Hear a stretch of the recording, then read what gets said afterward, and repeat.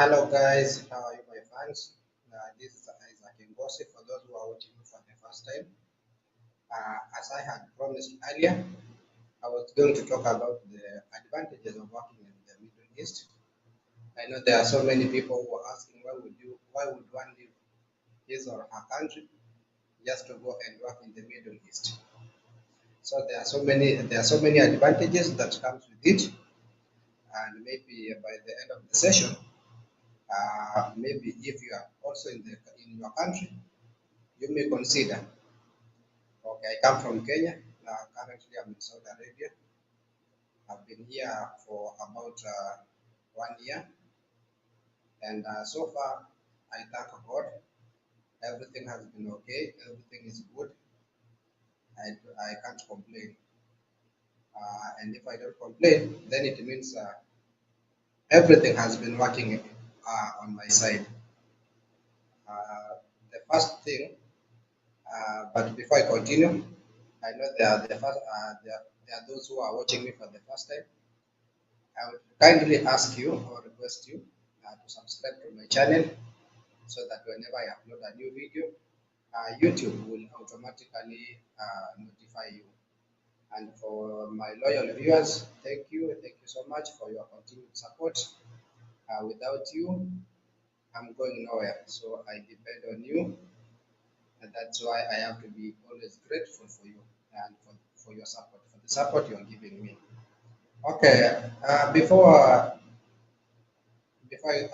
I continue, the very first and foremost thing that one would consider to leave his or her country to work in the Middle East or to work in a foreign land is all about looking for greener pasture because no one, maybe in his or her country, who is employed, earning a good salary, will consider leaving the country to work in a foreign country.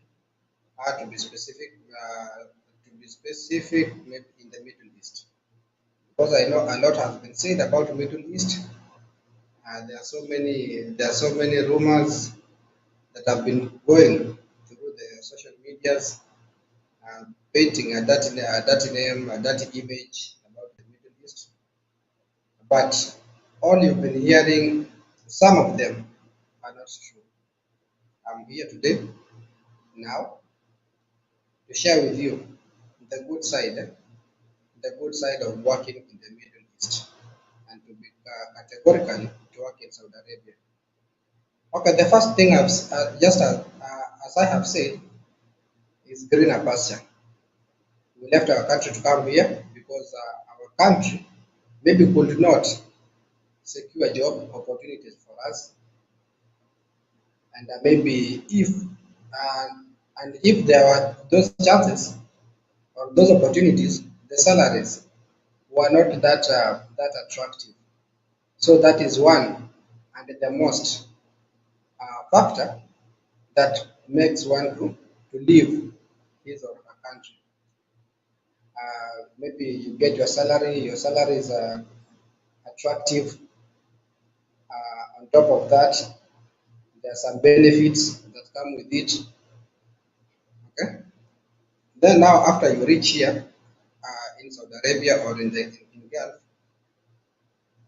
you find that or you get some benefits or some advantages, if I may say. Na labda niongee kwa lugha ya Kiswahili sababu najua na communicate na wale watu ambao wanatoka Kenya. So kama vile nimesema kwa kitu cha kwanza ambacho ni muhimu sana ni mshahara. Mshahara ambao unalipwa Gulf is not the same na ile salary ambayo unapata ukiwa Kenya ama ukiwa kwa nchi yako. Ya huku unapata iko juu maradufu. Unaweza pata ni 4 times ama 3 times ama 2 times, labda na ile ambayo ulikuwa unafanya ambayo ulikuwa unapata kule Kenya.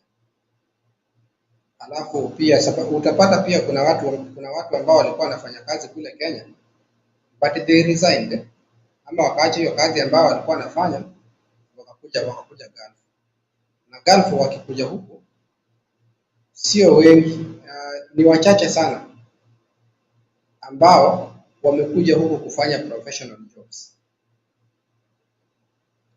na huku kuna professionals huko Kenya, na kuna professionals ambao wamefanya course wakiwa kule Kenya, but to an extent mtu ana abandon kazi ambayo alisomea, ambayo alispend, wazazi wakampeleka shule, aache hiyo kazi, kama ni teaching ama ni askari. We all know how expensive are the course to take to take those course, but kuna wale ambao waliacha hizo course wakafanya nini, wakakuja huku, na huku Gulf hawajakuja kufanya nini, hawajakuja kazi ya profession. Kwa madai utapata labda mwingine amekuja kufanya kazi ya nyumba, ama utapata maybe kama hapo kule Qatar anafanya kazi ya security. Hiyo ifanye nini, it doesn't require too much experience, ama haina qualifications mingi. Hizi kazi za nje kutoka za security personnel. So kitu ambacho kitafanya mtu aache hiyo kazi yake ambayo alisomea, ambayo wazazi walitoa pesa zao kumsomesha, akuje kufanya kazi ambayo haihitaji profession, then there must be some benefits, ama yuko na uzuri wake. Na kama vile nimesema, uzuri ni mshahara wake ni mzuri. Then another thing, unapata kwamba maybe mazingira ambayo maybe unafanyia kazi, it's conducive as compared na ile ulikuwa unafanyia, na ile mazingira ambayo ulikuwa unafanyia kazi kule nyumbani. Wale ambao wamekuwa huku, they can testify mazingira ya huku, na hasa kwa wale ambao wanafanya kazi ya nje, hata wale ambao wanafanya kazi ya ndani, kwa madada zetu, they can tell you mazingira iko somehow good. Natumia neno somehow, not to sugarcoat, but somehow, sababu naelewa kwamba sio wote ambao tuko under the same situation. Kuna wale ambao maybe the environment si mzuri, na kuna wengine ambao tunaona kwamba environment ni mzuri. Now like as for me, mimi ambaye ni mwanaume nafanya kazi obviously fanya kazi ya nyumba.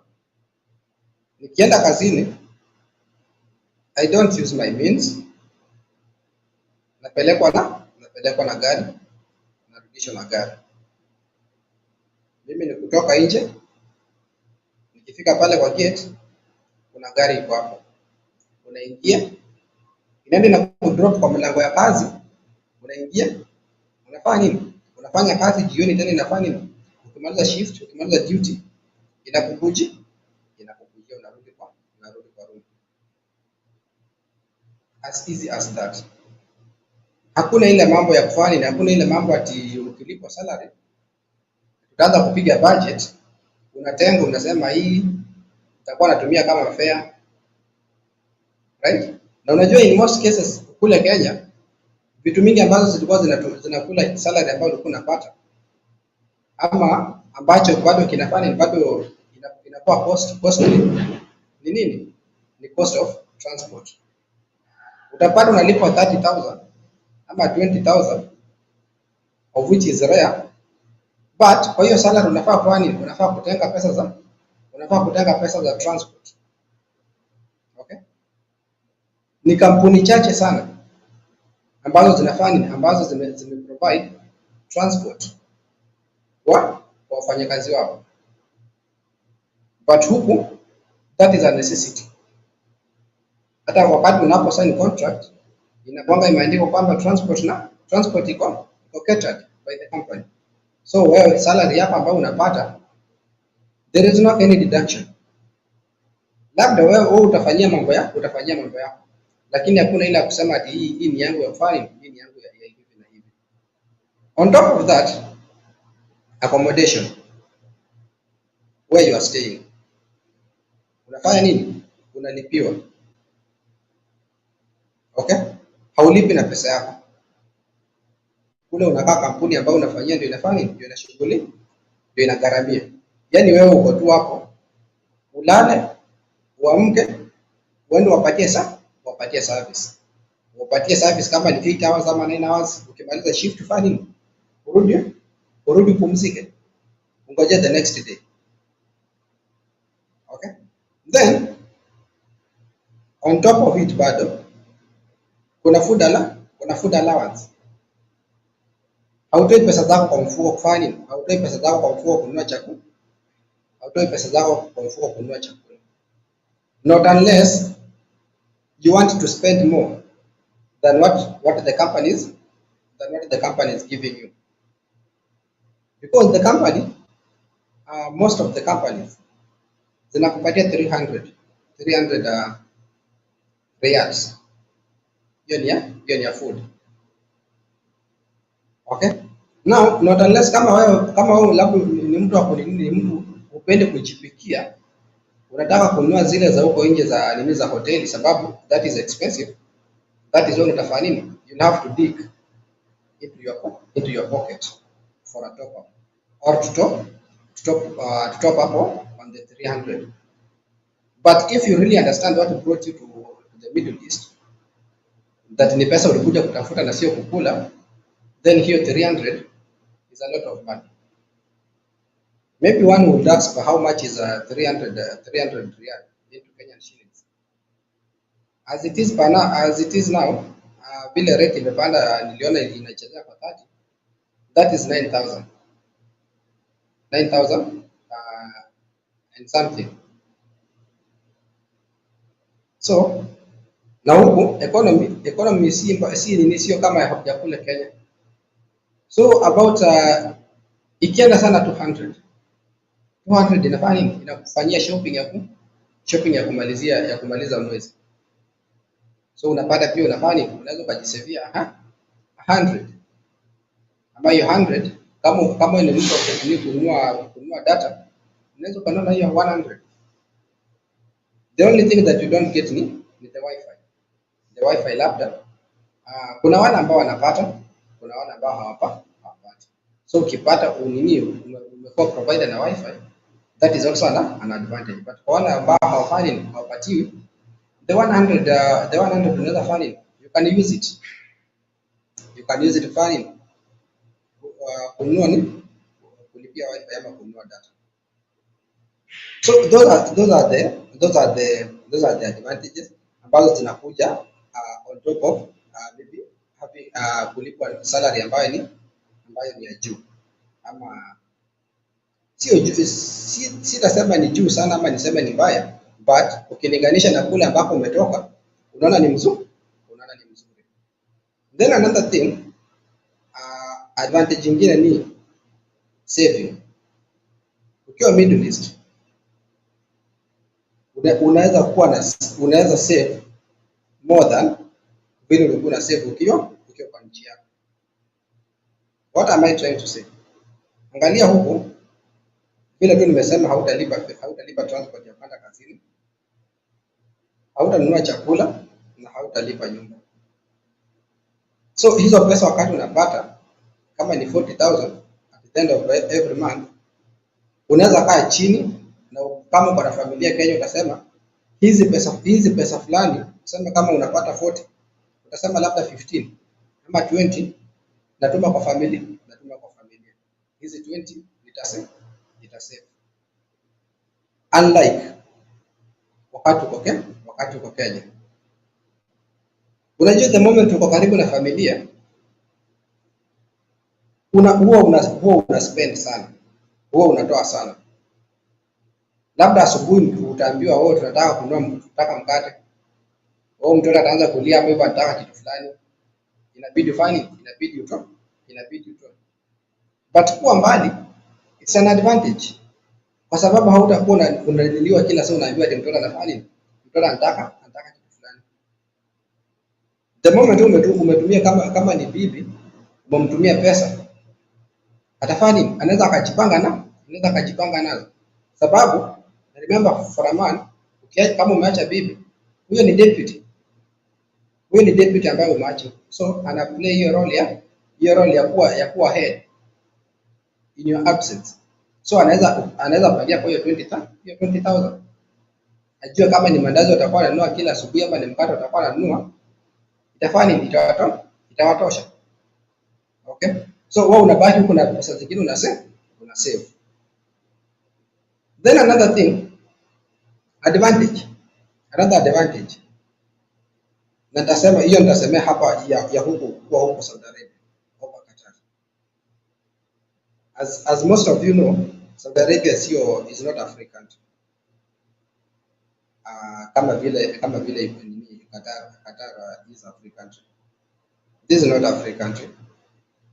You know, wakati nilikuwa nakuja, nilikuwa naambiwa Saudi huwezi fanya hivi, sio free, huwezi ukafanya hivi na hivi. Nikaboeka nikasema sasa naenda kaa kama mfungwa. But nimekuja kuona uzuri wake. Okay?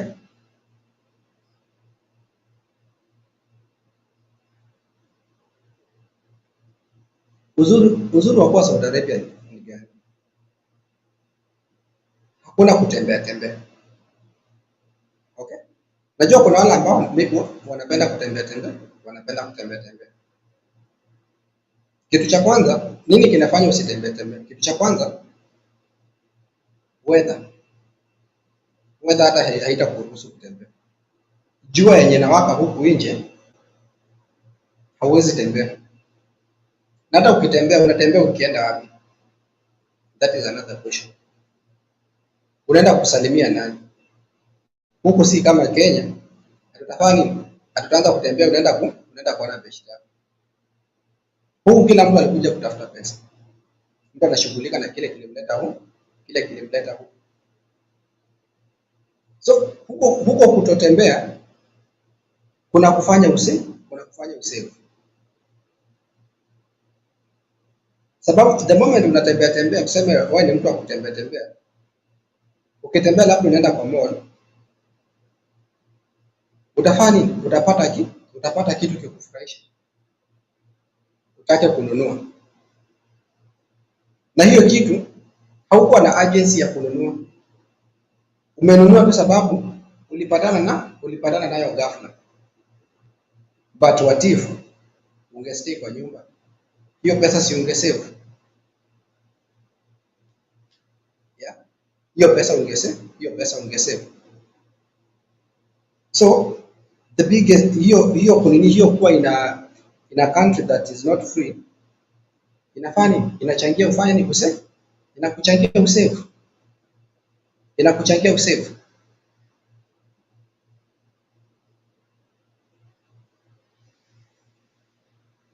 The moment una save, that is a plus. That is a plus to you, because that is one thing you came here to achieve.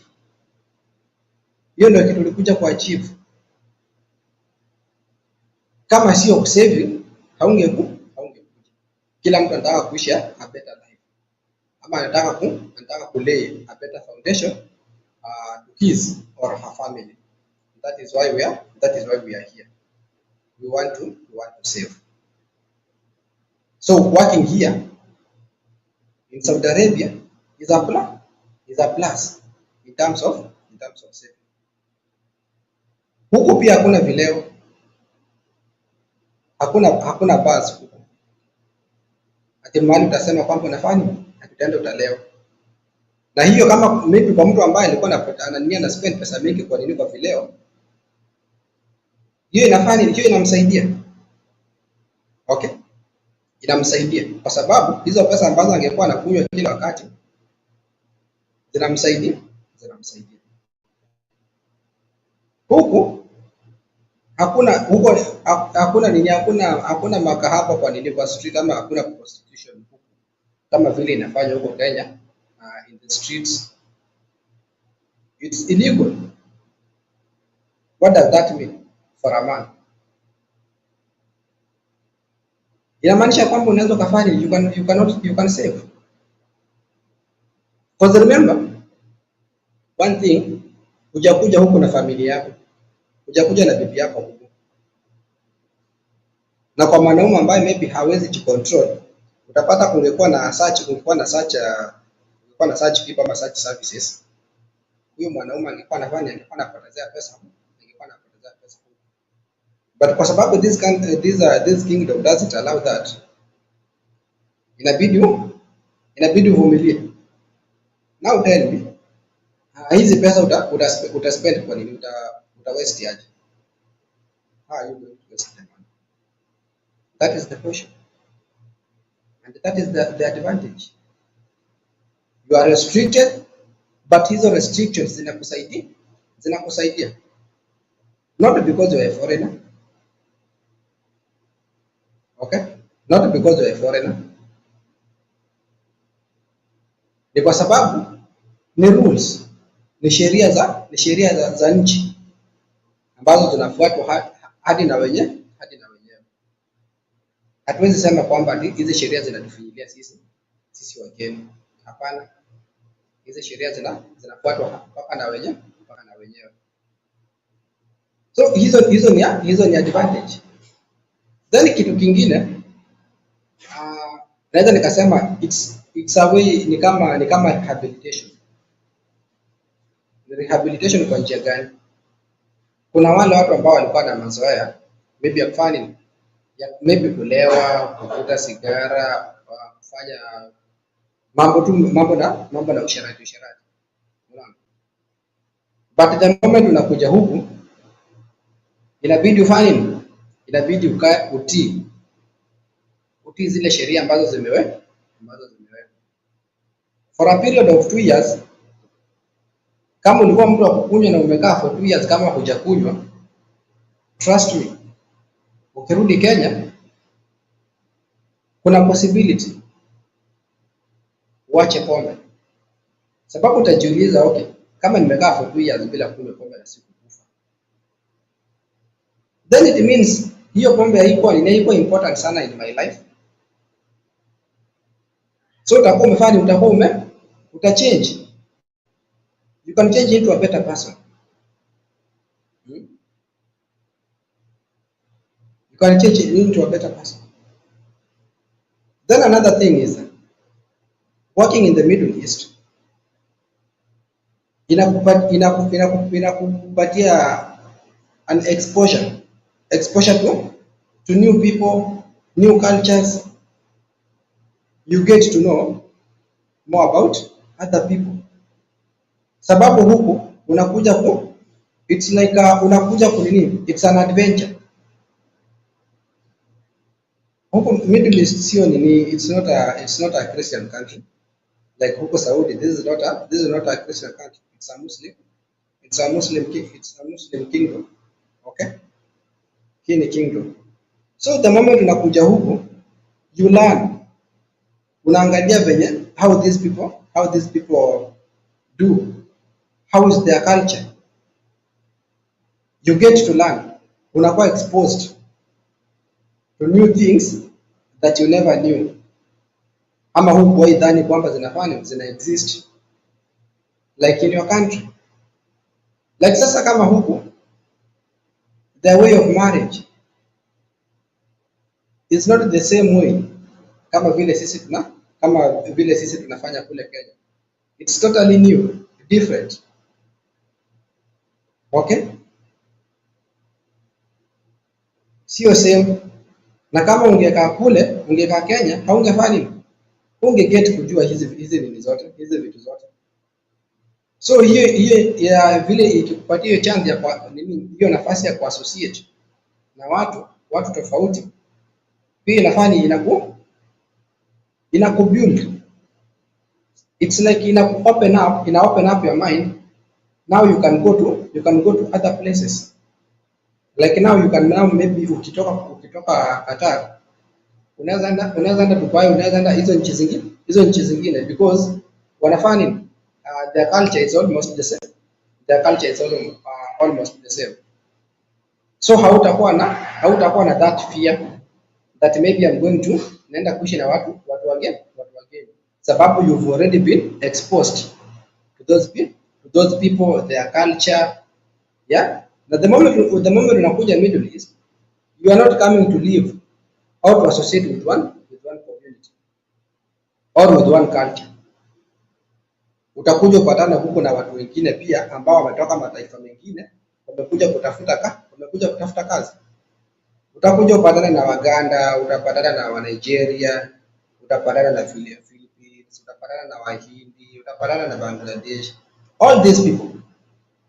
Na labda hautakuwa na uwezo wa kuchagua kwamba nataka kuishi na mtu fulani. Sababu unafaa uishi kule ambako umepatiwa. Remember ni kazi umekuja kufanya, haujakuja luxury, na pia wao wamekuja kufanya kazi. So how utaanza kuweka demands ambazo haziko kwa nini, haziko labda pale kwa contract. You have to live to abide by what you are being given. So hapo hivyo ndio utafanya, you'll get to know their way of life, their culture. Like maybe hizi mambo na marriages, how do they do it? Wanalipa mahari ama kama wanalipa aje, what amount, vitu kama.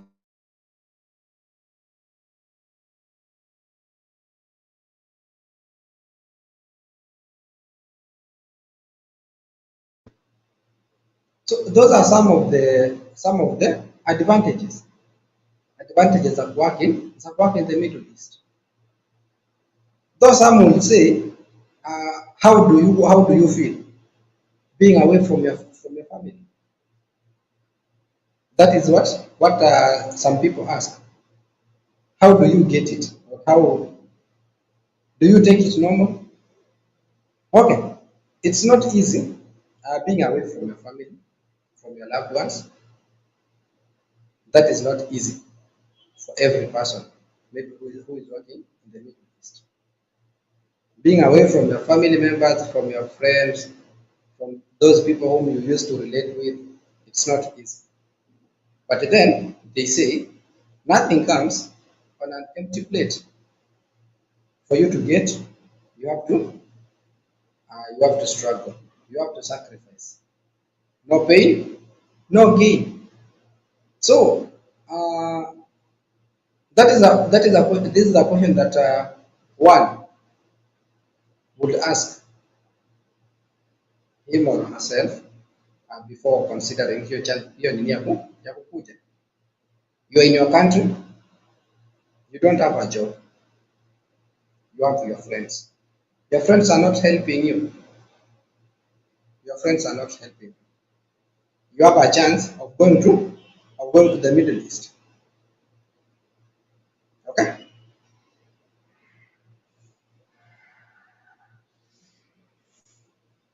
Going to the Middle East, there, there is no your family members there.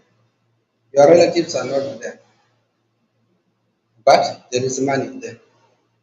Now it's you to choose between friends and relatives and money. What do you need most? What do you need most? If you decide, or if you choose, you want to be close to your members or to your relatives or your friends, that's up to you. Lakini ukichagua kwamba unataka kuenda kutafuta pesa, then you have no other option other than to sacrifice. Lazima sacrifice. Useme, okay, let me go for these 2 years because these people, God willing, ambayo inakuwa maombi ya kila mmoja, usacrifice miaka miwili uende ufanye uende utafute zile pesa. Na kama utazisave kwa njia nzuri, hawa watu wako utarudi utawapata hapo. But ukienda kwa miaka miwili na usave, unaweza rudi na good money, maybe around 400k and above. Okay, ukiwa hauna responsibilities mingi na nini, na ukuwe good and safe, uweze ukarudi na less than 400. Okay, so ukirudi na hiyo more about 400, utapata your people are still there. Kama Mungu atakuwa Kama Mungu atakuwa amewajalia maisha marefu, utawapata hapo. But now, what if ungeendelea kukaa hapo ati sababu unawapenda sana, ati sababu unapenda huyo mpenzi wako sana, afanye unataka kukaa pale. Hiyo 400 ungeitoa wapi? So for you to get, lazima ufanye nini? Lazima usacrifice. Lazima usacrifice. Okay? Hakuna kile ambacho kinakuja kwa urahisi. Huku kuna kufundisha pia kukaa na watu. Just as I have said. Unapatana na watu wa nini wa hulka tofauti. Unapatana na Mkenya mwenzako. But the manner in which the person was brought up is not the same way you are brought up. And what do you have? You have no other option other than to accommodate those people. So kama wewe in your country hauko unapenda kuishi na watu, huku hivi itabidi ufanye kujifunza kuishi na watu. Kujifunza kuishi na watu. Na huko kujifunza kuishi na watu, it's not a disadvantage. It's an advantage because it is exposing you to the reality. Yeah? Inakufanya ujue kwamba kuna vitu ambazo zinafanya kuna some other things that I didn't knew. Na nimekuja kuzijua. So I think those are the main advantages or positive impacts of working in the Middle East. One, just to outline, good salary. Two, on top of it, you have the transport, accommodation, and food. All are provided by the company. And then another thing, in terms of saving, it is an added advantage because you don't have expenses here, so you can save your salary and plan for it in a good manner. Another thing, it's a rehabilitation in quotes, if I may say. Yeah, for those people who used maybe to do bad things, kurandaranda, wakija huku inaweza ikawa mold, especially Saudi Arabia, sababu sio nchi ya kutembea na kufanya vitu kati kwenda night clubs. Okay, so it can mold you. Then another thing, that exposure to other culture. Yeah, it's like you are fulfilling the spirit of adventure. So those are the main advantages. Na pia another one, unless inakupatia kale ka respect, because unajua wale ambao ukitoka maybe in your family going abroad ama umepanda ndege, kuna kale ka heshima ambako unapatiwa. Yeah, kuna kale ka Raymond's diary. Hello too. Thank you for joining. So kuna kale ka heshima ambapo unapatiwa, wanasema mtu fulani amefanya ameenda majuu. Na unapata labda ulikuwa hauko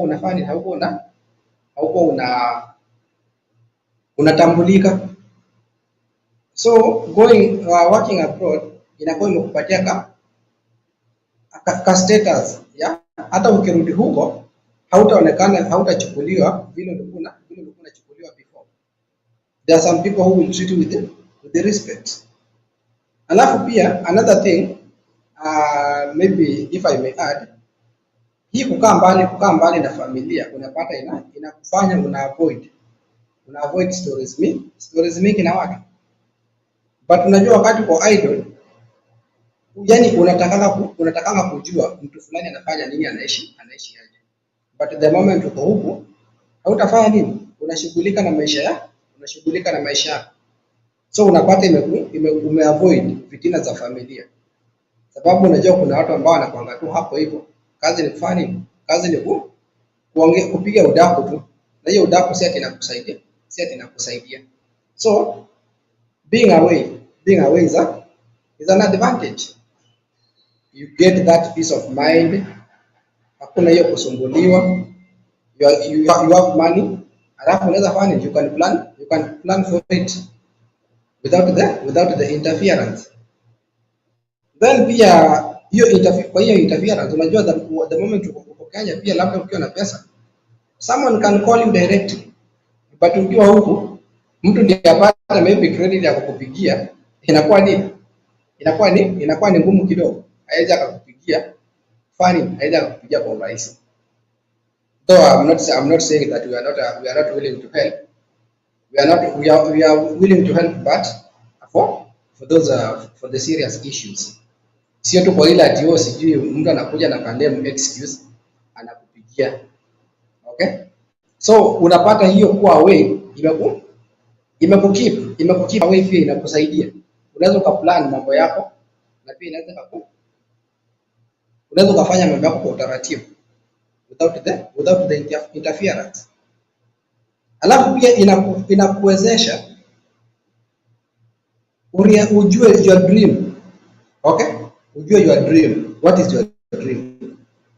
Sababu uwezo ukatoka in your country ukuje Middle East without a dream or without a target. Okay? Ukija Middle East lazima ukuwe na target. Kama hautakuwa na target, you will lose everything. Like for instance, I've seen young people ambao hawana responsibilities wakija Gulf. You know, when these people come here, most of the things that they do ni kwanza kununua hizi unapata maybe gadgets, yeah, mtu anataka anunue simu, anataka anunue maybe cameras, some things like that. Anataka anunue manguo, anataka anunue maviatu, unaona, because one thing, they don't have responsibilities. Secondly, they don't have a target. Na vile nimesema, sio watu ambao wanakuja Gulf wanafanya wameletwa na mashida. Okay? Mimi najua kivyangu personally. Najua ni shida zilinitoa kwetu. I know how many people are looking up on me. So siwezi nikaanza kujiingiza kwa mambo kama hizo. Ati maybe kwanza kununua vitu kama hizo. But kwao they see, hawaoni kama kuna shida. Sababu no one is maybe looking for their support. Okay? Huyo mtu akutoa hapo pesa ni yake. As for me mwenyewe najua when I go back to my country nafaa ni achieve ABCD. So lazima I have to stick to the plan. If I don't stick to the plan, ni mimi mwenyewe ambaye nitafanya, ni mimi mwenyewe nitalose. So being away itakufanya stick to the plan. But wakati uko na marafiki karibu, ama wakati unatembea okay, uko nao marafiki karibu, they can make you lose the focus. Sababu huko kila mtu analeta na mambo yake. Na utapata labda kama mnakaa kwa room, kila mtu akana mambo yake. Unapata mnakaa hapo hata hakuna ile kuongea sana. Okay? Sababu kila mtu akili yake inapiga kile kilimleta. Okay? Ana focus na target yake. But what if ungekuwa unatembea uko na marafiki? Wanakuambia sijui toa form leo ni weekend sijui nini. Unaweza lose focus. Okay? But ukiwa na hiyo target, kuwa mbali, umejitenga mahali, inafanya nini? Inakupatia hiyo room, ina create that room to realize and to stick to your plan. So those are the advantages. Maybe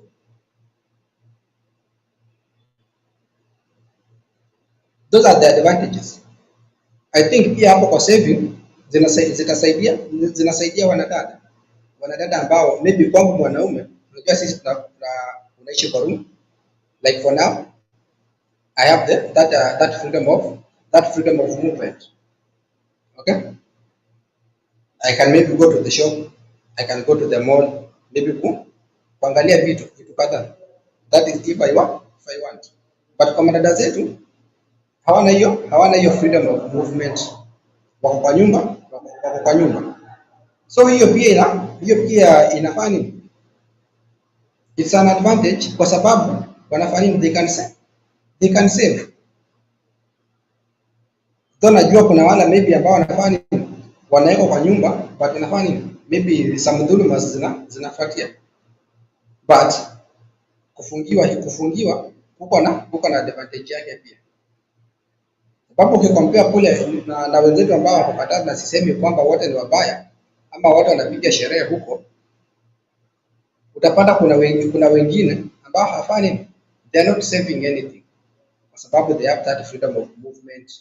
Yeah, wanaweza wakanunua manguo, wanaweza wakatembea, wanaweza wakaenda beach, they can do anything. Okay, but kwa hao ambao wako huku, sisi ambao tuko huku we have nothing to enjoy. We are not enjoying. We will enjoy in our country.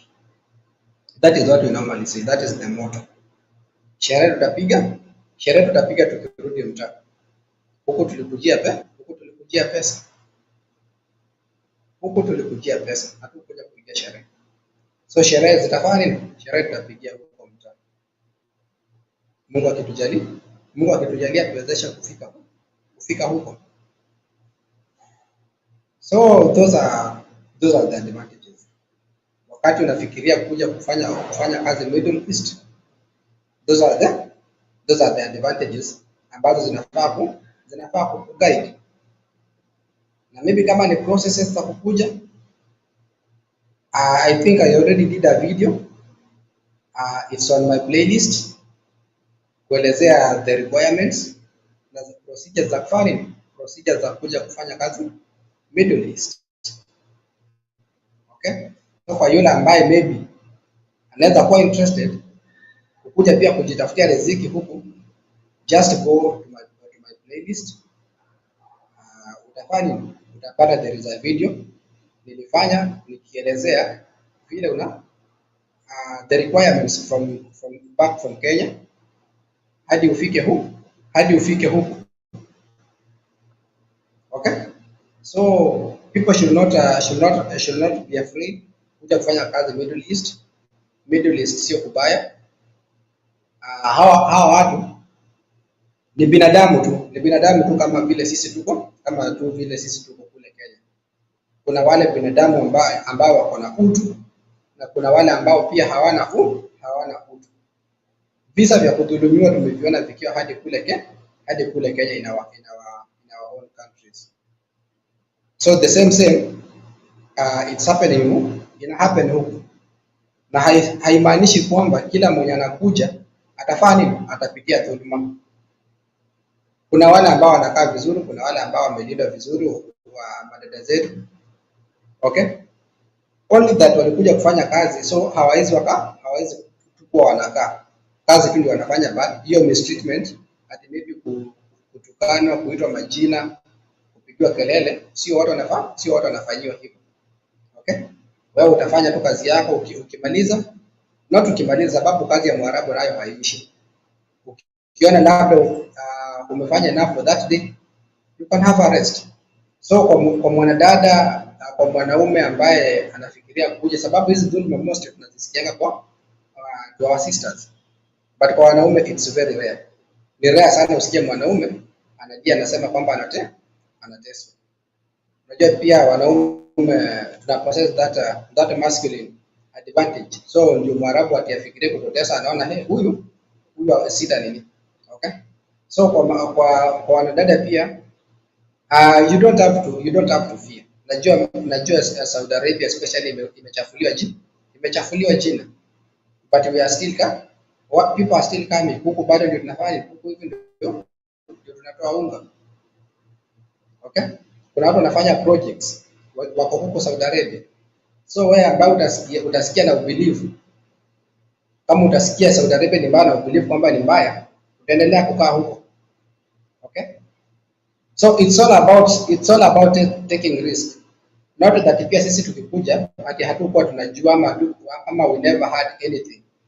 Tulisikia vitu mingi but tukafanya nini? Tukasema let me take the risk. Na pia tunafanya nini? Tunaomba Mungu pia atulinde. Tunaishi huku kwa neema, tunaishi kwa neema. Na nikisema tunaishi kwa neema sisemi tunateswa. Ni Mungu tumeomba afanye atulinde turudi tukiwa salama. Sababu hata tukirudi huko bado kufa tutakufa. Okay? But the only thing ambacho tunaomba tusikufie huko. Tukufie at least in our country. Sababu kifo nacho kiko. That is something that hatuwezi fanya, hatuwezi zuia. But familia tunaomba isitupate huko. Right? Yeah, so watu wasiogope. Mtu akikwambia usikuja huko ni kubaya na huyo mtu akusaidii, achana naye. Like me, I remember when I was about to come, one friend told me, wewe unaenda huko, unaenda kuteswa. Nikamuuliza, okay. Sasa wewe unaniambia nisiende. Wewe mwenyewe hapa hauna kazi. Okay? Ukiniambia tukae hapa hivi, tutasaidiana aje? Ingekuwa tuko na kazi ama uko na nini, uko na connection. Okay, ningekwambia nipatie connection nipate hiyo kwa sababu mimi naenda kwa sababu sina kazi. Wewe unaniambia nisiende. Tutakaa hapa hivi tukifanya nini sasa? We are not helping each other. So I just had to take the risk. Okay? It's all about taking the risk. Okay? So if you feel kama uko na hiyo ambition ya kufanya ya kuja huko, fanya nini? Make a choice. Take that step. Take that bold step. Let me say a bold step. Sababu sio wote wanakuja na wanaweza kuja huko. Ni kwa wale ambao wamepitia challenges, wanajua vile maisha iko. But kwa wale ambao wanadekezwa na wazazi, wanaletwa kama mimi na kadadi, hapana, hawa hawezi kuja. Saudi Arabia is not for you. Kwa wale kama mimi na kadadi. Nataka wale watu wako na sura ngumu, wale wamepitia maisha. Wale wanajua what life is. Okay? Na ndio sababu wanajiita Team Strong. Ukisikia wanajiita Team Strong, Team Strong, there are two names, Team Strong na Team Gulf. Okay? So Team Gulf ni wale tu ambao wako Middle East. But kwa wale ambao wako Saudi Arabia, those are the Team Strongs. Because they are encountering some challenges. Na pia kufanyiwa zero grazing.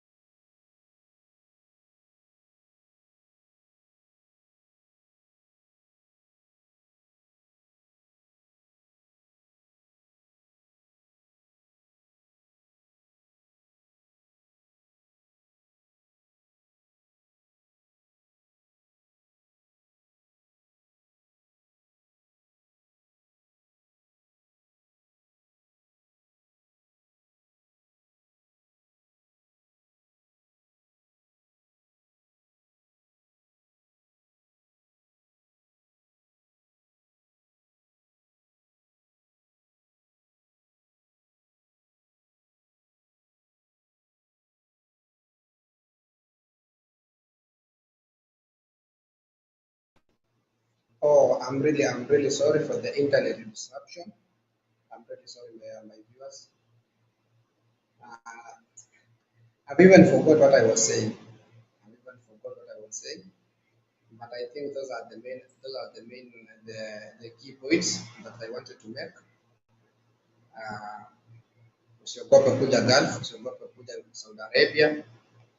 ukuje. It's for you and for your family. Rafiki asikwambie usiende kama hakusaidii. Mwenye anakuambia usiende, acha iwe akupatie kazi, asikupatie pesa. Sababu mtu mzuri ni yule atakufundisha kushika samaki, sio yule ambaye sio yule atakupatia samaki. Sababu samaki utakula leo na kesho pia utakuwa na njaa na hata kupatia kila siku. Okay? So yule ambaye anakuelekeza jinsi ama anakuonyesha jinsi ya kuvua samaki, yule ndiye anakusaidia. So usiogope, but kuja Middle East ama kuja Saudi Arabia, one thing I would tell you, usilazimishwe na mtu na usikalishwe chini na mtu akwambie enda mahali fulani. Acha ikue ni uamuzi ambao utafanya nini? Utakuwa umejifanyia wewe mwenyewe. Sababu huku utakuja upatane labda na changamoto fulani, alafu uishie kulaumu mtu.